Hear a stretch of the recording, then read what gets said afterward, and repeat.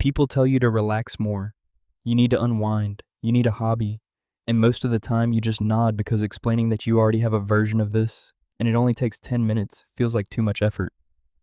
If you've ever sat in your car in the driveway a little longer than necessary or found a reason to be the last one to walk into the room, you've probably heard some version of this advice more than once. People assume that when you go quiet, something's wrong, that you're checking out, shutting down, avoiding something. And honestly, they're not entirely making it up. You do go somewhere else in those minutes. That reaction they're picking up on is real. But here's what they don't know.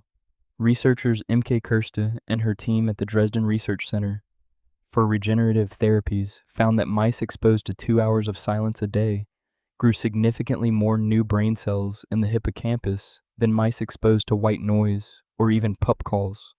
Silence outperforms sound. That's not you checking out. That's your brain doing maintenance most people never give it the chance to do. People will tell you that sitting in silence is just doing nothing, wasted time. And on the surface, it looks that way. No task, no output, nothing to show for it. But neuroscientists call what happens in your brain during those minutes the default mode network, a system that only activates when you're not focused on anything external, and it's tied to memory, self-reflection, and connecting ideas you didn't know were related. One man did this every single day without knowing why. Before walking into his own house after work, he'd sit in the driveway, radio off for a few minutes. His wife asked once if he was okay. He said, "Yeah, just needed a minute." That was it. No explanation because he didn't owe one.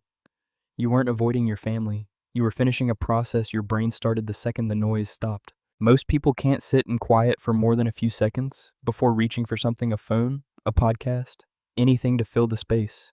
It's uncomfortable for them. Their nervous system reads silence as a gap, not a rest.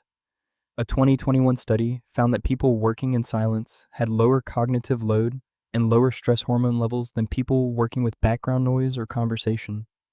Most people treat quiet like a problem to solve. You don't have that reflex. You built a tolerance most people never develop, and it's the reason 10 minutes does for you what an hour of distraction does for them. But here's the question worth sitting with. Is that 10 minutes recovery or is it avoidance? Both look identical from the outside. Only you know which one it actually is.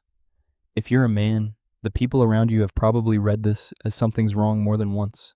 A coworker asking if you're upset, a friend asking if you need to talk about something. You didn't. You just needed the 10 minutes. Most men never get asked what that silence is actually doing for them. Now you know. Most people wait until something breaks down before they slow down. You just never needed a reason. Do you already have your version of this 10 minutes? Tell me what it looks like. And if someone in your life keeps telling you to relax more, send them this. They're probably closer to already doing it than they think. Follow for more on the psychology of quiet intensity.